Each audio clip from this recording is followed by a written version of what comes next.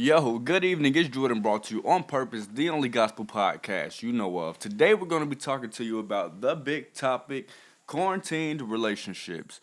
Why the breakups, why two are not to do it, what it is, what's the big deal, and my take on it. So, first, I'm going to start off with a few definitions just so we can clarify what actually a quarantine is. So, a quarantine is a state, period, or place of isolation in which people who have been exposed to infectious or contagious diseases are placed. Some of y'all been exposed to infectious or contagious relationships, and you are placed in a spot where you are actually healing from it. When you're isolated and you can realize what's going on, you can take the breath of fresh air, and you can realize what bad air feels like. We're not going there yet, though. This later on in this podcast. My next definition is what is a relationship? Since we are doing quarantine relationships, so a relationship the way in which two or more concepts, objects, or people are connected, or the state of being connected. This is my laptop. This is my notes, so I will be referring to it throughout the duration of this podcast to stay on track and to stay relevant. So, wondering why your relationship is all of a sudden not working. We'll get to that. Don't worry about it. You can't fast forward to it because I don't know when I'm gonna bring it up. Just know it's during this episode.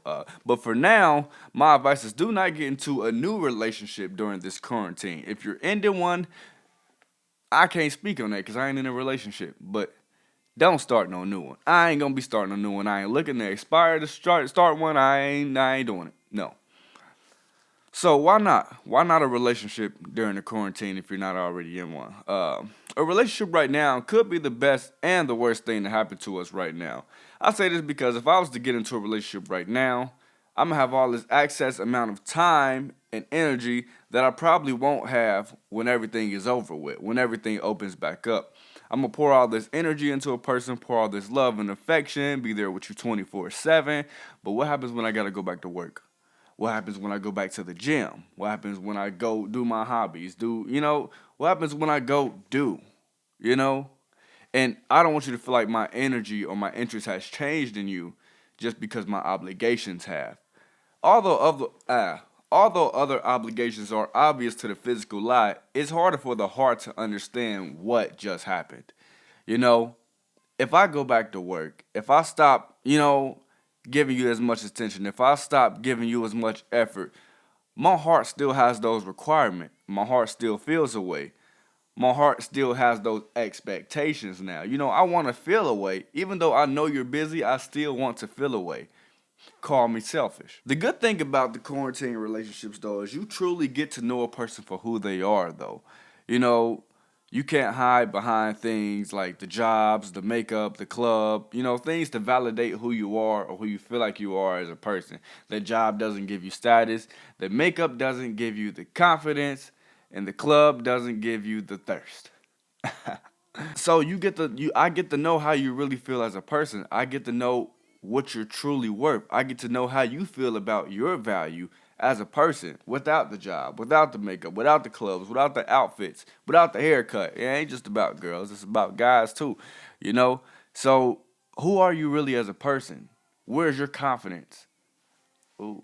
The time during this quarantine, you have the time to actually discover what you do and don't like. See, during regular life, and it feels weird to say that, but during the regular everyday life before the quarantine, you really don't have that much time to get to know somebody. Have a conversation before and after, maybe between breaks during work, but you don't really get to sit down all day, every day, and feel who someone is. They may tell you, but can I feel your energy? Can I feel your energy and let that speak for who you are? Now we have that time. So if you're going to find somebody, you could right now, and it might be legit. But I don't know. I don't know if I would recommend that because, like I said, energy is going to change, attention is going to change, effort is going to change because time is going to change. It's not intentional. The truth is, you really can choose what outcome you prefer in your relationship, whether it's in the quarantine or whether you're getting out of one in the quarantine. And this is because you can choose how hard you're willing to try. I can be dead set on, okay, I really don't want this relationship to change after the quarantine. And you can put forth that effort and make sure it doesn't. your partner just has to be just as motivated. Now, for the moment you all been waiting for, drum roll please. Why are long-term relationships of 5, 6+ years ending right now? It's because right now you have nothing but space, nothing but time, but space with that person, and that's not always a good thing. So right now, as unclear as your future already is, now you're thinking clearly. Like, can I clearly see myself with this person, doing nothing, being quarantined with them with a family, or can I clearly not see them in my future being quarantined with the family? Because once you start a family, your family is a quarantine. We don't call it that, we just call it family. But you stuck with those people for life. And right now you've just gotten a taste of why I could be with you for the rest of my life, or why I shouldn't and why I couldn't be with you for the rest of my life. Like, oh no, we ain't dealing with that. No, I see how you act. You acting like a kid now. What if we have 3 kids? I'm be raising 4, cause I got one, cause you ain't grown. That's neither here nor there though. That ain't my business. I ain't in that situation. The reason we could put up with it for so long before now is because we all are what I call preoccupied relationships. Now, don't go Google this because I just made it up, so you ain't got to listen to it. You can fast forward about 2 minutes and I'll probably be done talking about it. But I'm going to explain what a preoccupied relationship is. Preoccupied relationship, my definition is a preoccupied relationship is when you're dating while you're busy. Meanwhile, you have a job, you have the gym, alone time, leisure time, time for hobbies, time where you don't have to put energy into someone else. We take for granted the time we don't have to put energy into somebody else. Sometimes it just feels good not having to worry about nothing. I don't want to worry about you. I don't even want to worry about my problems. Why? I don't want to come home and hear yours. I got to deal with both of them today again. I don't feel like it. So, believe it or not, we all take mental breaks from our relationships. Now, we don't publicly say this to our partner, like, hey, babe, I want to take a mental break from you today. But it's like, when I go to work, like, whoa, I ain't got to think about this person. Well, I'm at the gym. Subconsciously, I'm not thinking about my relationship, or am I? You know? When was the last time you took a mental break from your relationship? Respectfully to your partner. Because you both should be doing this in the sense of hobbies, gym time, work time, whatever you enjoy doing. But your relationship should not always be on your mind. And I say this because put it in your terms of yourself. If I'm always on my mind, then I start picking myself apart. Less of giving myself a credit, more so picking myself apart. So I need mental breaks for myself. We gotta realize that those mental breaks, which are necessary, are just done so by being preoccupied, in which I call preoccupied relationships. That ain't such a bad thing after all. So my personal experience in a preoccupied relationship, okay, I was in the Air Force, I was in San Antonio, Texas, and the person I was dating at the time, she lived in Cincinnati, Ohio, went to school up here. So she was preoccupied with school, I was preoccupied with the Air Force. But I realized that was just company. Being alone in the Air Force, I had a couple friends, literally 2 friends. But I just needed a friend that traveled with me, someone that I would have no matter where I went. And I realized that was just company. It wasn't really companionship. I just needed somebody to feel comfortable enough to have wherever I went. And some people only date someone to have somebody wherever they go. You dating to carry on. Oh, that ain't even in the notes. I'll go ahead and explain the definition of company. Company is the fact or condition of being with another or others, especially in a way that provides friendship or enjoyment.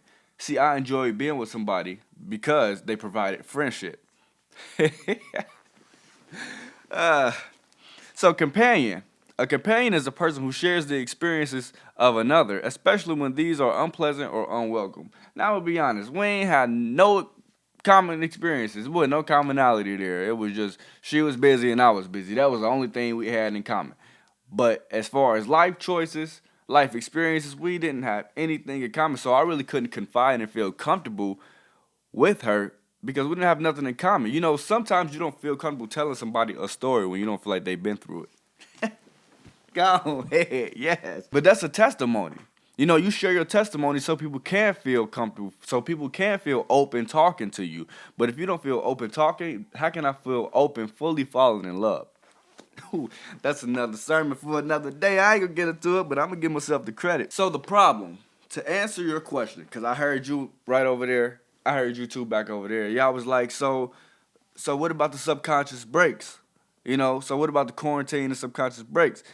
What's the big problem? I'm gonna tell you. Being that we in quarantine, we can no longer take those subconscious breaks, and we can no longer take your word for it. What do I mean? I'm gonna give a few examples, so don't even worry about it. For example, you might live with your boyfriend or your girlfriend, and one of y'all might be fit, one of y'all might not be not. One of y'all might be good at saving, one of y'all might not be not. You know, one of y'all might be good with dieting, one of y'all might be not. Somebody's in that relationship done said they gonna do something and said they've been working towards it. And come quarantine, they ain't been doing nothing. You know, you said you was gonna start working out. But now we working out together and I see you ain't been doing what you said you was gonna do. We checking our finances. I'm seeing you ain't saving like you said you was gonna save. I'm checking our goal sheet. I'm seeing you ain't checked nothing off on your goal sheet. You're not working towards nothing. We not thinking the same. I'm seeing that everything you said you was doing has become a lie now.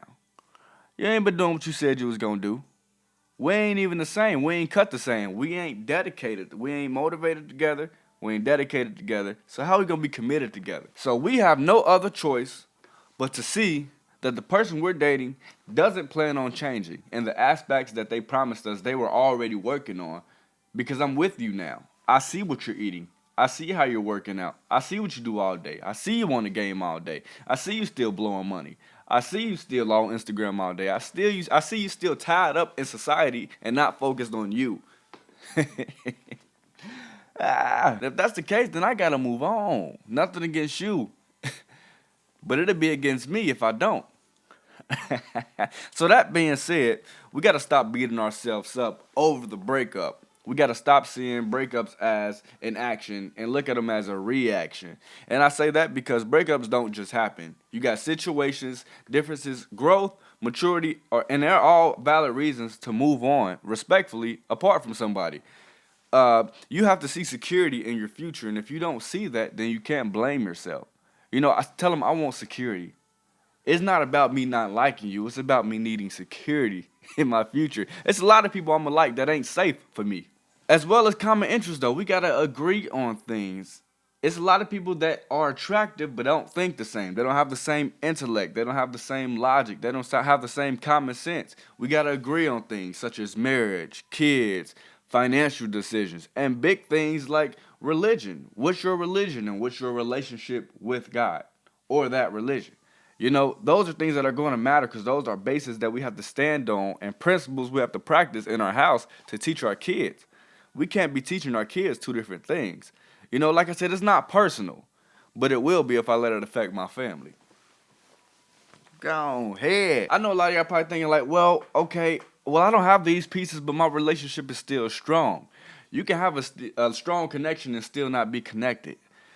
We can use, for instance, Wi-Fi. Wi-Fi don't have no wires. It connects to every device in your house. It's a strong signal. It's a fast server. But you're not physically connected. Your relationship has to be hardwired. You need to be plugged into your relationship. You don't need any more wireless connections.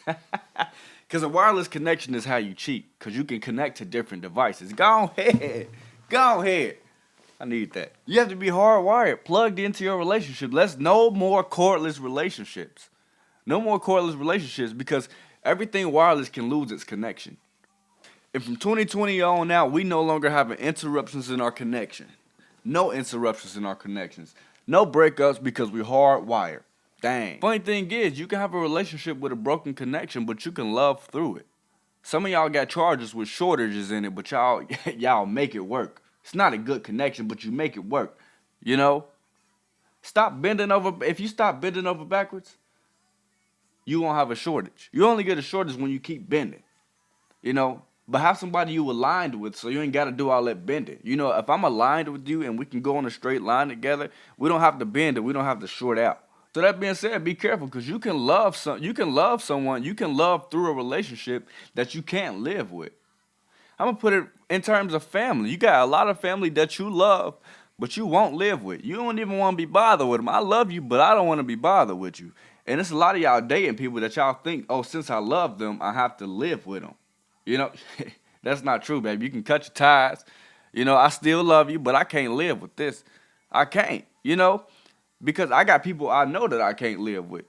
I got people that I love, I'm related to that I can't live with. See, you got to think of your relationships as family. You give them the benefit of the doubt because they were once strangers and now you know them, and you feel like you can never forget them. Please, please, please. You gotta share similar lifestyle choices.